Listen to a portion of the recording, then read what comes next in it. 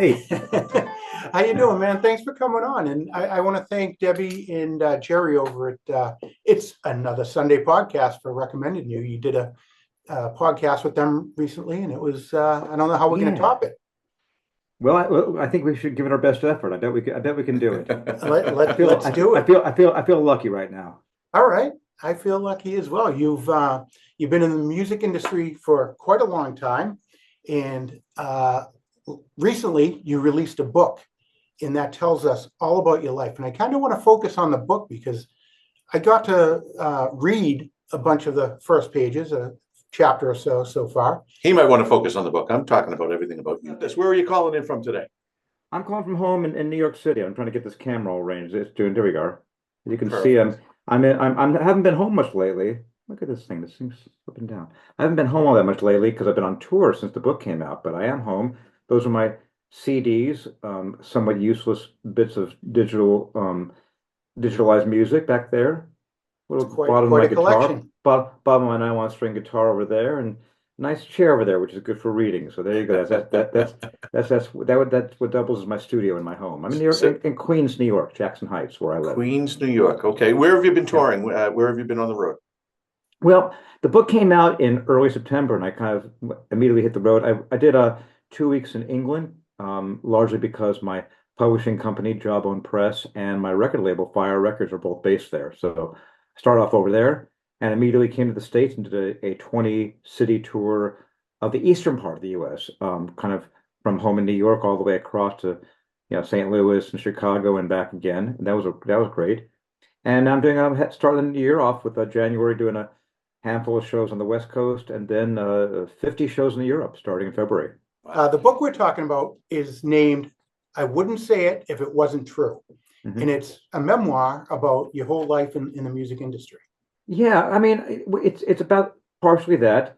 I never like to think of myself as someone who's in the music industry because I feel like I'm just a musician, and I by necessity intersect now and then with that world. It's funny when I meet people, as I do often, when you meet people, make small talk in elevators or waiting rooms for this or that, or who knows what, they'll say, well, are you in the music business? I say, I'm not in the music business, I'm a musician.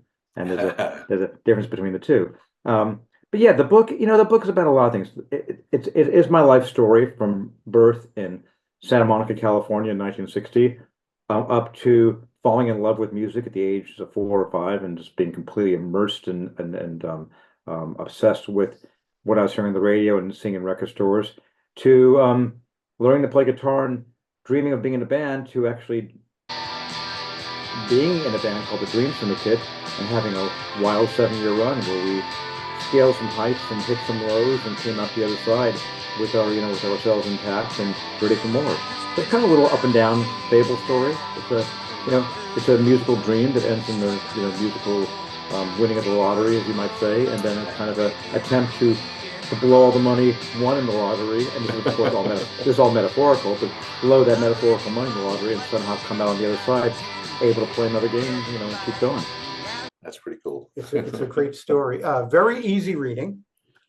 And I thank you for saying that. That was the intention. Yeah. I think from the as I mentioned in the book, I was not just a musician from age 9 and a songwriter from age 9, but also I was a sports writer, a journalist. I'm in my teens, and that's kind of what I thought I would be doing. So I'm sort of trained from the early age in the who, what, when, where, why style of writing, and having a story that zips along and gets its point across. And I wanted the book to be like that. So what you just said is the best thing I could hear. I'd like it to be a book that people can pick up, read, enjoy, get something from it, and and not be bogged down by page 13 saying, I can't finish this thing. It's just giving me a headache. That was not the intention.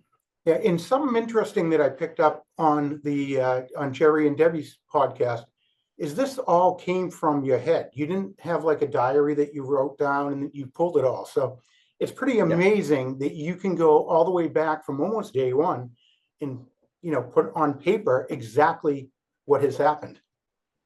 That's right. It's pretty wild. I as you say, I did not use notes. I didn't, now and then maybe I would look up to see if I could track down a set list from a show in 1983 to verify the kind of show we might be playing, or maybe, a few little things like that. But for the most part, it's all memory. And when I finished writing the book, I wrote the book mostly from 2020 to 2022, like a 2 or 3 year period there. And when I got the book to its nearly finished state, I sent it around to people who were in the book, people who were there, bandmates like Dennis Duck of the Dream Syndicate, who's been my bandmate for 42 years, or Mark Walden, who's been a bandmate almost along, bass player of the Dream Syndicate. My mother, I sent it to. I sent to Peter Buck from REM, who goes back to the old days with me. Vicky Peters from the Bangles, all these people who were there. And I said, first of all, I'd love to see what you think of the book, but also tell me if I got something wrong. And nobody found anything that I had missed. In fact, they all kind of had the same reaction you did, saying, "Wow, you remember all this stuff." I said, "Yeah, kind of. I do. I remember these things." Now, if I, if I met somebody, at a show 2 weeks ago and saw him tomorrow, and they'd say, "Hey, remember we talked about, about John Fahey till 2 in the morning?" I'll say, "Refresh my memory." So it's not across the board, but the things that I experienced as a musician in my life did come back pretty easily, and didn't have a problem remembering those things. Now, I just got busted by Mark Walden, the bass player of the Dream Syndicate, for getting a little fact wrong about his background before we started playing together, and I felt terrible about that. So my first little misstep. I'm greatly apologetic to my old buddy Mark Walden. Your intentions were good, right? And nothing but good intentions. So I get a question for you. After the book was printed, did you get it and go, "Oh shit, I forgot to talk about this"? Was there anything significant that you kind of left out of the book? Not really. I had enough time to I worked on it for a long time. And, as I was writing it, I would realize what you just said, like, oh, I just glossed over this really important thing that happened in 1982, and I would go back and fix it. But, because, records, I've made about 40 records now, and records, you make them kind of usually a pretty fast burst, except for one record I made, which took me 5 months, which is a big part of this book, making Medicine Show. But generally, records, you go in, you spend 3 days or 3 weeks, and you're in and out. And then you hear the record 10 years later and say, "God, I wish the snare wasn't that loud," or "I wish that, I would have made that song the lead-off track instead of the sixth track," and little things like that, because you work so fast and you're making snap judgments on things but with the book, I had a lot of time. I spent a long time writing it. So if something seemed right in 2020, and then in, the spring of 2022, I said, "Oh, how could I not mention that person?" I had time to put it back in. So no, I got to say with the book, no real big regrets. The hardest thing was knowing when to stop. I have a story I really like, and I tell this story often, and it might be apocryphal because for all I know, this didn't happen, but I love the story. That's apparently, according to legend, John Coltrane and Miles Davis were hanging out back when they were both in their quintet together, late 50s, and they're hanging out. And John Coltrane is saying to Miles Davis, "Man, sometimes when I'm soloing, I just can't stop because I'm so excited and more ideas are coming and I'm just in outer space and I'll be soloing for a half hour and I just don't even know how to stop. I just kind of keep going because I don't know how to stop." And Miles Davis, I'm not going to imitate Miles's voice, which is so, easy to imitate or tempting to imitate, but Miles Davis looks at John Coltrane and he says, "Well, try taking the horn out of your mouth." And I use that a lot because I think it's hard to know when to take the horn out of your mouth. It's hard to know sometimes when to stop. It's easy to get going, but when do you take the horn out of your mouth? And with the book, I was having a similar thing. I just kept writing and thinking, well, I've written 250 pages and I'm only up to 1988. What am I going to do? And fortunately, my publisher, Jawbone Press in the UK, helped me take the horn out of my mouth by saying, "You ought to stop there. Stop when the Dream Syndicate breaks up in 1988. That'd be a great time to stop." And they added, "Because then you'll have something for your next book." I said, "Oh, next book. I like the sound of that." So this was the biggest challenge, is knowing when I wrote this book, am I going to write about everything that ever happened to me in my entire life? Because if so, it's going to be a freaking long book. And so I'm glad I stopped when I did. Do you ever look back and say, "Wow, this is the longest song I've ever written"? The longest song about the book, you mean? Yeah. In a way. And I've written some long songs, let me tell you. So that's saying a lot. But yes, exactly. Yeah, and you put it very well. It is like a song in some ways, where I even the book was like a song where, I began with a cool intro, and then kind of went into the first verse and had to have hooks and choruses along the ways and bring you back to a recurring theme. So it's not that unlike that. You mentioned something that piqued my interest, and it's when you said that you look back and think you wish you put song number 6 before song number 5, or mixed up the layout. You really do go through the whole choreography of setting up an album and planning out how it flows. Tell me about that process.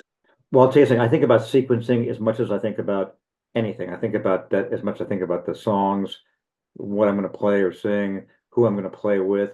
I get so into that whole. I really feel like when I make a record, and I still believe in the LP format. It's still, no matter what happens with streaming and all that, I still love the idea of side 1, side 2, and the last song on side 1, and all that feeling. And to me, a record is like a little movie. It's like a little screenplay, and you're, bringing somebody into a story. And by the time you get to the last song, you've experienced something. You've experienced some type of removing of yourself from your present life to go elsewhere in someone else's life. And we're going to bring you back safely to, step 1 by the end.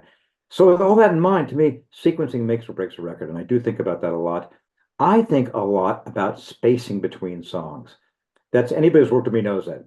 With mastering engineers I've worked with, they know I obsess about a millimeter of a second extra or less, because I think that increases the flow of or adds to the flow of what you're hearing. So yeah, I think all that kind of stuff.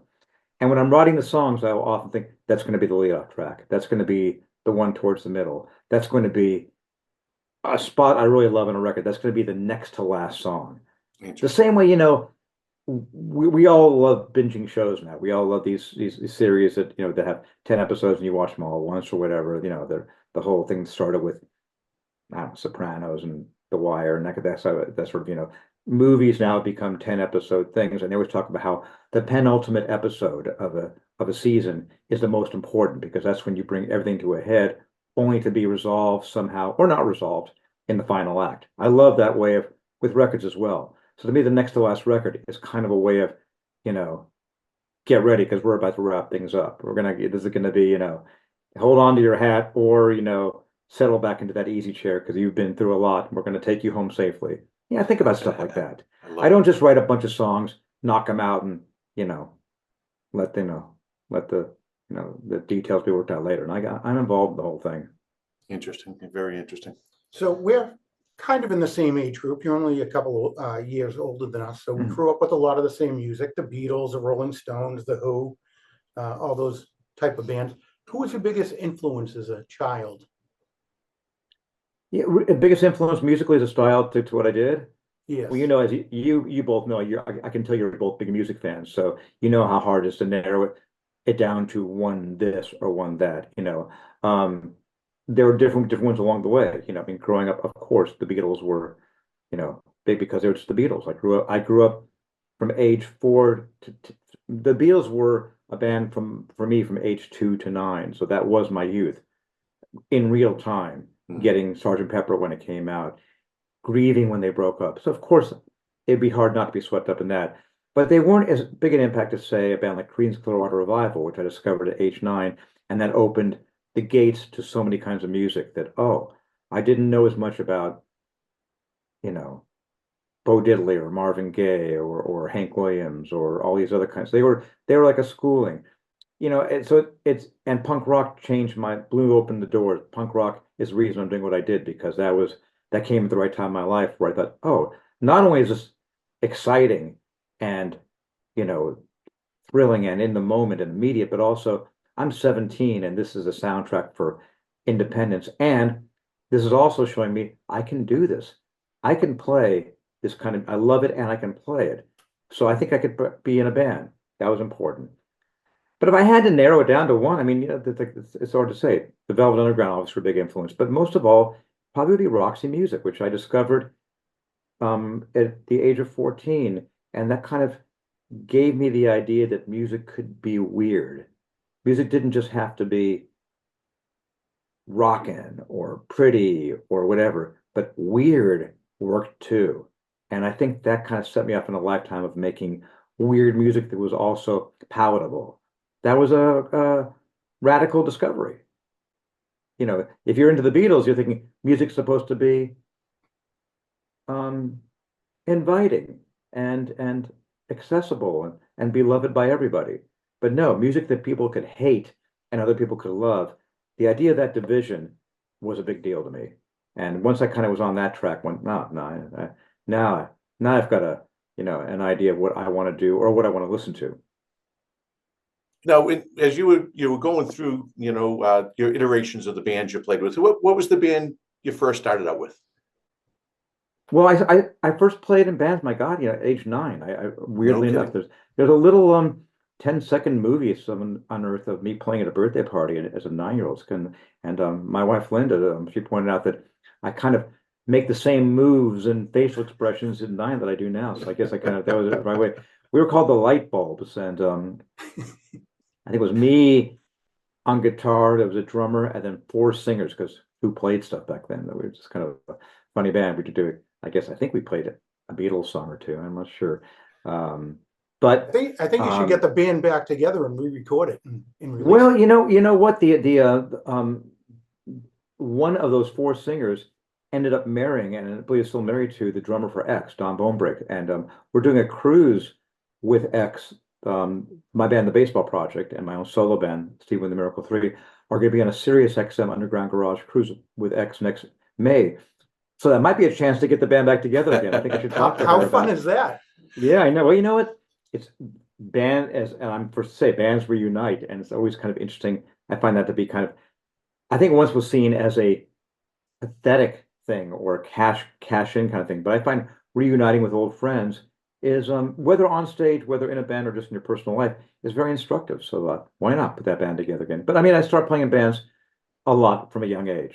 I was very You just said something that brought me back to a question I want to ask when we were talking about the yeah. book. So these stories and these conversations, this conversation is going to go back and forth between the book and your music life so much. Sure. I was thinking, when you were writing the book and you got further in, were there times where you said, geez, that's a great story, or I hadn't thought about that person in so long, and pick up the phone and call them or get together with them at any point? Oh, that's a great question. Maybe in a few cases here and there. Yeah. I think, I'm thinking now, like I said before, the people I got in touch were mostly people that are still in my life. Yeah. All That's great. Yeah, I will sidestep that question by saying when the pandemic hit, I found it very interesting that the people I chose to stay in touch with at a time we couldn't see people, the people I chose to do my Zoom calls with and my FaceTime things with and be in touch with were all bandmates, aside from family. They were all the members of the Dream Syndicate, the members of the Baseball Project. Those are the people that I missed and spent that. So people friends I've made through playing in bands and being in music since I was 21, 22 years old probably mean the most to me in my life. So that's the way of answering your question, to say there aren't that many people in that world I lost touch with. Now, childhood friends, there were a couple that I reached out to, but most of the people in the book are people who meant a lot to me at 20 and still mean a lot to me now. That's an incredible thing to be able to say. I love that. Yeah, yeah. Well, music, these are friends I've made. They're being in a band with somebody is a strange thing. If you're in a band that's touring a lot, an active band, you're in a situation with somebody where you're with them maybe never more than 6 feet apart for months and months on end. You're together in vans or buses or backstages or on stage or all these things. You're glued at the hip. You're not like that in most jobs. Not, even a marriage, you might when you each go to work during the day or you out to see friends. In a band, you're together non freaking stop. And it's Sometimes that's how I feel about John and I. A lot of times I can it feels see you that guys way. right now. Thanks, buddy. I see you guys on stage right now with it looks like a really nice venue. But you could have just easily your backdrop could be 2 guys sitting in a van right now, because you look like, when I turn around the van, I see a couple my other band members behind me in the row behind me. It's you guys, and that is how you spend most of your days in a van, like you guys are right now, in a moving vehicle, in a backstage, That's funny. in a hotel lobby. That's what you do at a bar. This is how close you are day in, day out with your bandmates. Well, it's interesting because, people that love music or fans or whatever think it's all glamorous. And it's really not. It's a tough job. You late nights, early mornings, close quarters. You're going from hotel to van to hotel to gig to whatever. And it takes a lot on your family life. How did you handle that? Well, it is hard. I love it. I wouldn't trade it for anything, and I keep doing it because I love it. It's a great life. But I'll say, yeah, it's hard. And I've always said I wish in some way everybody who sees a show, loves music, is involved in, yes, the music business, whatever it is, could go on tour for 1 week in their life because they realize, and I don't say this in a oh my poor me kind of way, but it's harder than people think. You don't get a lot of sleep. You don't, if you're into having the continuity of the same bed every night, forget that. You have no control generally over what you eat. You're gonna, you might be healthy, you might be unhealthy. You're gonna eat when you can, how you can. You're gonna be, if you get sick, tough luck, you still got to go to work. All these kind of things. Man, I hate to even say stuff like this because I never whine about it because it's a wonderful life. But I think that it is, you got to want to do it. I guess what I'm trying to say. And I'm in a band now. My main bands I'm in are the Dream Syndicate and the Baseball Project. And I'm also have a solo band that's a little less active. But those two bands, most people in those two bands are my age, I'm 64, or older. A few of them are over 70. The youngest bandmate I have at this point is my wife, Linda. She's, I guess I can say she's 58. So we're all, older and we all still live that life where you're driving all day, pull up the gig, on a good tour where you're making some dough, someone will help you load your gear. On a bad one, you're loading it yourself and you're, setting up, sound checking, rocking out, talking to fans. And it's, you might get a few hours of sleep, whatever. That's it's great, but it's also unusual. It's a life you have to want to live. Steve, when you're intersecting and then you go apart, you're a part of this band, you're a part of that band, and then you have your solo project.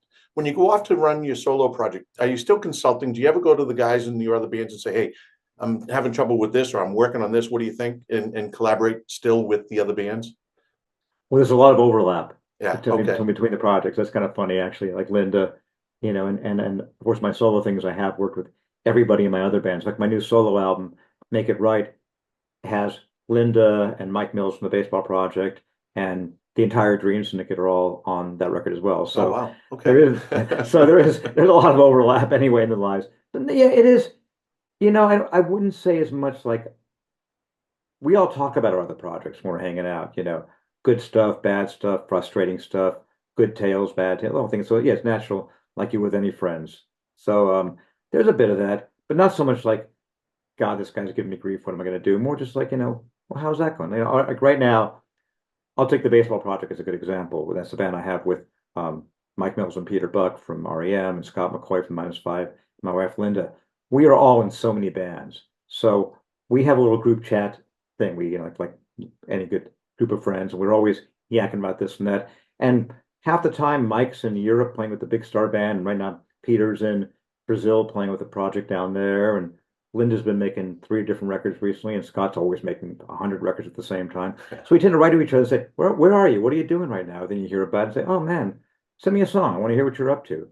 We all, when I think one thing, and this comes up in the book, when I was young, when I was, starting out, it was easy to look at the people around your music and you loved them, but also you were insecure and even jealous sometimes. If somebody has something going on, or they're doing a little better than you, or got the acclaim you weren't getting, whether it was within your band or within your scene, you'd have a little bit of feeling of, oh, how come him and not me? It's a natural thing like you do in life. And now, as we're all older, I'm so excited when any of my friends or bandmates do well or have a cool thing going on. Like, Sure. oh man, that's great. What's that like? Are you enjoying it? Is it hard? It's just exciting for all of us. That's a big change in life. But then, like, you could say the same, I think, for any situation like that. Yeah. When you're in your 20s and your buddy got a promotion at work, and you say, "Well, why him and not me?" Whereas you get older and say, "Oh, good, maybe you'll make $1 million and take me out to dinner next week." Yeah. Hopefully. Yeah, right. I felt that way when John retired and I couldn't yet. Oh Yeah. man, yeah, exactly. Get those Social Security payments and take me out for a steak. There you go. Oh gosh. So let me ask you, you took 10 years off from your last solo project to the one that you're out with now. What is the difference between the two? What are you seeing, or what did you feel going into this one that was different than before? Well, what I'm doing right now solo is really unlike anything I've done before. When I started last September, and I'm doing it until next May, is a show revolving around the book. And what it is it's an hour and a half long. It contains some reading from the book, a lot of stories that come from the book and expand on stories in the book. And then I'm playing about 14 songs a night that illustrate the points I'm making. Because as an author, most people who go on book tours, all they can do is go on stage and read and take questions, which is great. That's great. That's a great thing. I'm lucky that I'm an author who can go on stage and then say, well, why not? Why am I talking to you about this song when I'll just play it for you? So there's a lot of that.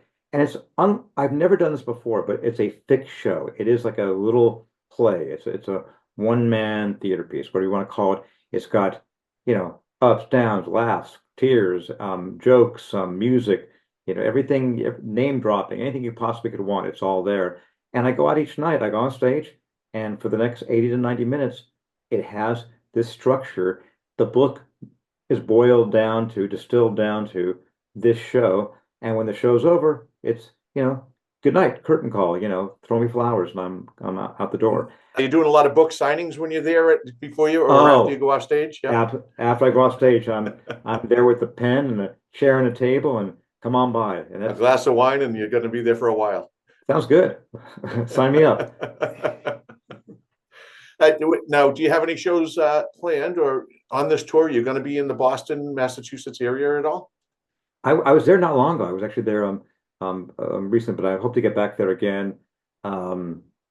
Nothing booked right now, but I always love playing Boston. I am very likely going to be in Boston next September with the baseball project. Long time from now, but that's already in. These days tours are planned so far in advance, so we're already discussing that. So I'm hoping that'll happen. Boston's always great. We played the Sinclair last year and had a ball there. That's good. Great venue. Yeah. Well, we look forward to getting you back here. That's for sure. Yeah, a lot of Boston tales in the book, though. A lot of stories about playing the Rat and the Inn Square Men's Bar and things like that, and all those classic places. Every so often you get to play a place that's still around. There aren't that many. Strangely enough, my hometown of LA seems to have the most continuity of classic venues, like the Whiskey A Go Go and the Troubadour and the Roxy are still going strong. But for the most part, you go around the world and that place is gone, that place is gone.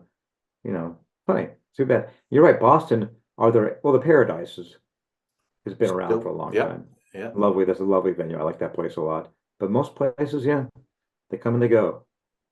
I love it. Let me ask you, while you're talking about destinations and places to play, what is if you had to look back on all your memories, your favorite spot to have played? Oh, so many, cities and venues. I mean, being a kid from LA, growing up in LA, when I finally got to play the Troubadour or the Whiskey or the Roxy for the first time, those were all big thrills. They still are. I haven't played the Whiskey in a while, but I play the Roxy and the Troubadour pretty regularly. And you go in there and you think about all the history there. You think about the shows you saw there. I saw, whether it was television or Richard Linda Thompson or Lou Reed at the Roxy when in my teens, and there I am backstage. And let me tell you, you play some of these classic venues like those places, and the backstage are tiny and dingy. Modern venues tend to have it together. They kind of have learned to make things kind of nice and cozy for the artists. But back then they got a little tiny room with, you look at pictures of the Beatles when they're playing Candlestick Park in their first tour, and they're playing mostly sports facilities, of course, but you see them a little mirror and a couple, rickety old chairs, and that's the Beatles playing. It just wasn't, our discomfort wasn't a big thing back then. So, but that aside, there's me singing the blues again. But playing these classic venues is always great.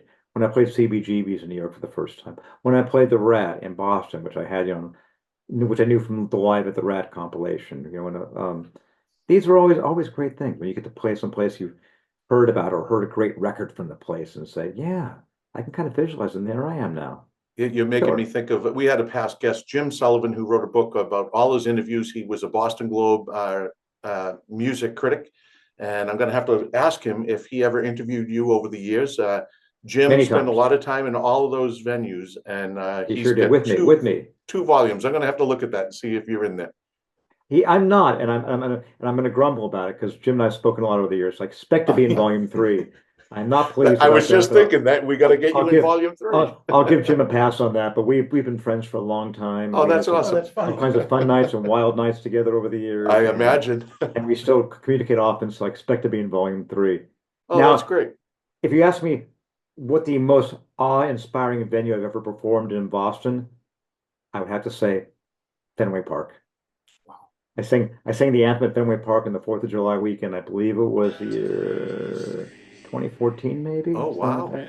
Yeah, me and Linda and Mike Mills and Scott McCoy, well, we were out there singing before a Yankees Red Sox game, and there's a good picture of that. So I'm Oh, that that's happened. pretty cool. Good Yeah, for there's you. something I'll iconic take that. about it. There's a lot iconic about Fenway Park, that's for sure.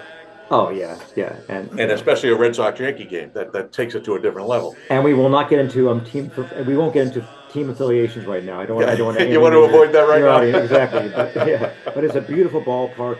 And my buddy Josh Cantor, who's the key organist at Fenway Park, hooked us up for that gig, and he's a good longtime friend. So Oh, that's great. no animosity for your lovely park or history. Well, I think we got to bring Jim out to do the interview when you come back and play in Boston next, and we want to be there and watch that happen. I think that'd be a lot of fun. It's got to happen. I mean, well, teasing. We'd probably talk about Roxy music for half the interview because we're both diehard fans. So that Absolutely. we may not get past that. So Steve, you have a website, stevewynn.net, and that's Wynn, Wynn, and you can find out where you're going to be playing, and you can purchase your albums. Your new solo album is called Make It Right. You can purchase your book and swag and all kinds of stuff.